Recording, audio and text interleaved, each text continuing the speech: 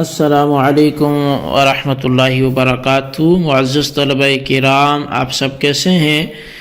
آج ہم تفسیر بیضاوی کے سبق نمبر 262 کو پڑھیں گے۔ آج کے ہمارے سبق کا عنوان ہے کلمہ انہار کی تحقیق۔ آج کے ہمارے سبق کی عبارت تجری من تحتها الانہار سے شروع ہوتی ہے۔ تو سب سے پہلے ہم یہ سمجھیں گے کہ انہار کا معنی اور اس کا مفہوم کیا ہے۔ پھر الانہار میں جو الف لام ہے یہ کس بات کے لیے ہے، کون سے کتنے احتمالات ہیں، تقریباً 2 ہم پڑھیں گے۔ اور پھر نہر کے حوالے سے ہم لفظی بحث کریں گے کہ یہ اس کا درست تلفظ اور اس کے مادے کا جو معنی ہے وہ کیا ہے۔ اور پھر اس کی نسبت جو ہے تجری کی طرف نہر کی کرنا یا تجری کو نہر کی طرف منسوب کرنا، تو یہ حقیقی ہے یا مجازی ہے اور کس تناظر میں ہے، اس پر بھی ہماری بحث ہوگی۔ تو آئیے ہم عبارت پڑھ کے اپنے سبق کا آغاز کرتے ہیں، ترجمہ کرنے کے بعد پھر اس کی باقاعدہ وضاحت کی طرف بڑھیں گے۔ مصنف علیہ رحمہ لکھتے ہیں تجری من تحتها الانہار، کہ اس آیت کا ما قبل سے تعلق جوڑا جائے، ان لہم جنات، کہ مومنین کے لیے ایسے باغات ہیں کہ تجری میں تحتها الانہار، کہ جن کے نیچے نہریں جاری ہیں۔ ای من تحت اشجارہا، یعنی اس جنت کے یا اس باغ کے درختوں کے نیچے نہریں جاری ہیں۔ کما تراہا جاریتن تحت الاشجار النابتۃ علی شواطئها، جیسا کہ تو ان نہروں کو ان درختوں کے نیچے جاری دیکھتا ہے جو نہر کے کنارے اگے ہوتے ہیں۔ وعن مسروق انہار الجنت تجری فی غیر خدود، اور حضرت مسروق بن اجدع تابعی رضی اللہ تعالیٰ عنہ سے روایت ہے کہ جو جنت میں نہریں ہیں وہ بغیر نالیوں کے جاری ہوں گی۔ واللام فی الانہار للجنس، اور انہار کے اندر جو لام ہے یہ جنسیت کا ہے۔ کما فی قولک لفلان، جیسا کہ تیرا کسی فلاں کے لیے کہنا کہ بستان فی الماء الجاری، او للعہد والمعہود، یا پھر یہ جو ہے یہ لام جو ہے وہ عہد خارجی کے لیے ہے، اور للعہد یہ عہد خارجی کے لیے۔ والمعہود ہی الانہار المذکورۃ فی قولہ تعالی، اب عہد خارجی ہے تو پھر معہود کیا ہوگا؟ تو فرمایا کہ پھر معہود جو ہے وہ اللہ تبارک و تعالی کی اس فرمان میں مذکور وہ نہریں ہیں کہ فیہا انہار من ماء غیر آسن، کہ اس میں ایسی نہریں ہیں کہ جو بغیر بو والے پانی سے ہیں۔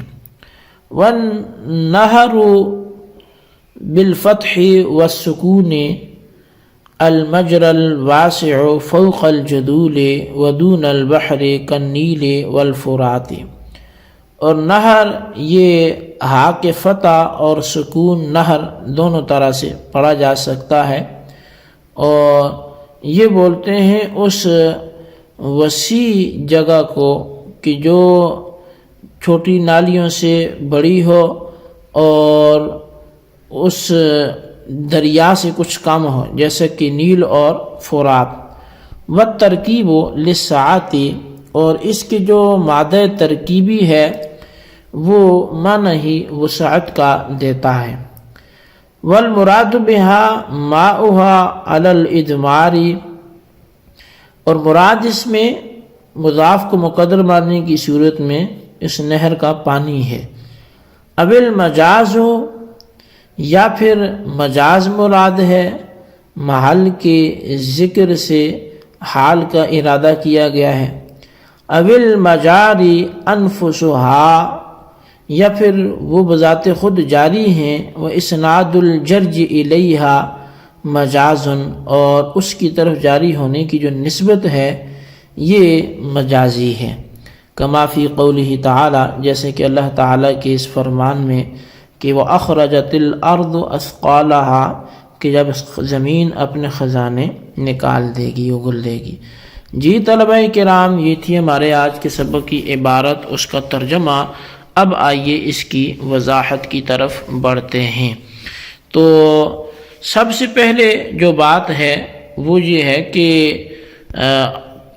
تجری من تحت حل انہار، کہ وہ باغات ایسے ہیں کہ جن کے نیچے نہریں جاری ہیں۔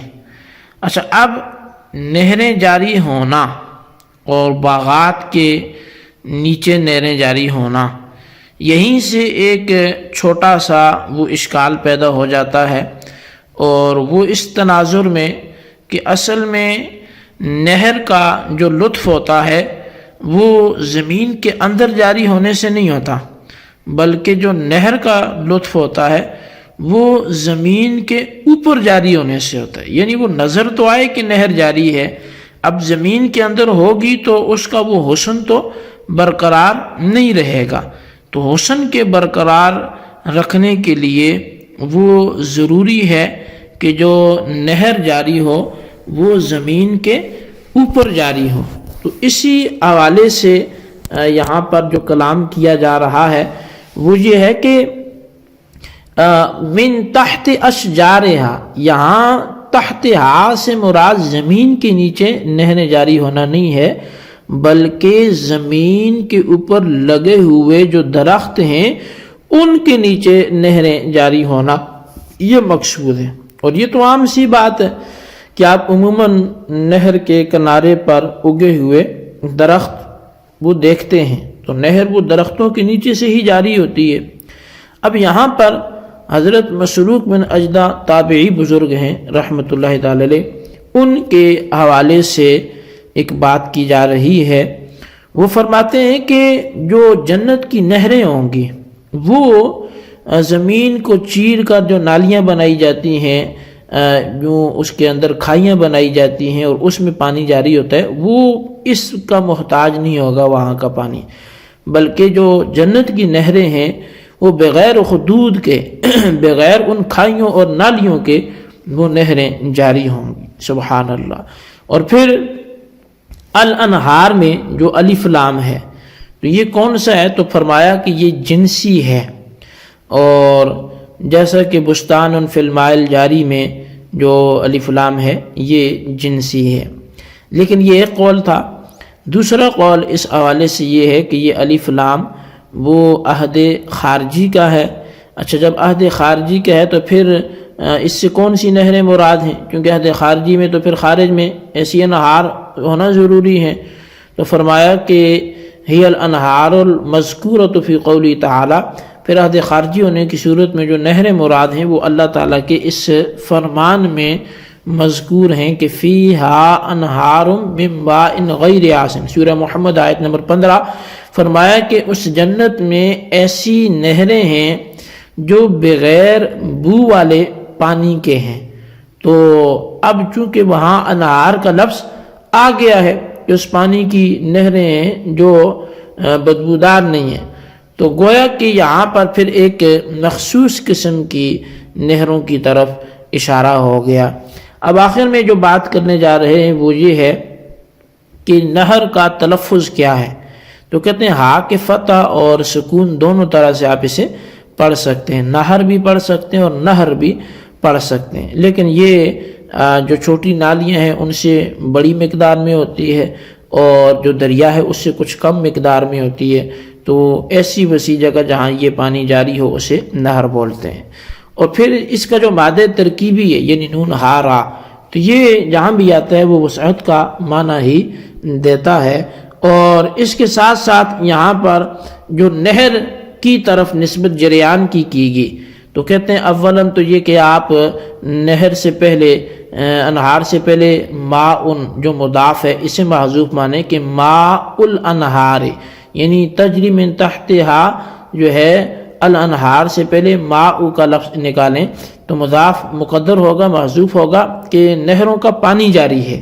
اور پھر یہ عمومی سی بات ہے، بلاغت میں آپ پڑھتے رہتے ہیں کہ نہر جارن پر کہ نہر جاریہ سے کیا مراد ہوتا ہے، اس کا پانی جاری ہے۔ جو محل کی طرف نسبت کی جاتی ہے یہ مجازن کی جاتی ہے، مراد حال ہوتا ہے۔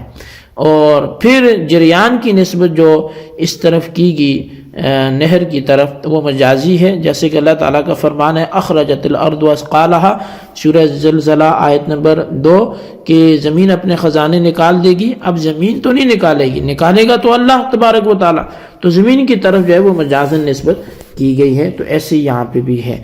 جی طلبہ کرام، یہ تھی ہمارے آج کے سبق کی عبارت ترجمہ، اس کی وضاحت، اس کو اچھی طرح سمجھے، اس کے خلاصے کو اپنے رجسٹر پر ضرور لکھیں، بالخصوص ان سوالات کے جوابات دیں۔ سوال نمبر 1 یہ ہے کہ الانہار میں الف لام کون سے وضاحت کریں۔ سوال نمبر 2 یہ ہے کہ نہر کا صحیح تلفظ کیا ہے وہ بھی بیان کریں۔ اللہ تبارک و تعالیٰ سے دعا ہے جو کچھ ہم نے پڑھا سنا سے یاد رکھنے کی توفیق نصیب فرمائے، آمین بجاہ النبی الامین صلی اللہ علیہ وسلم۔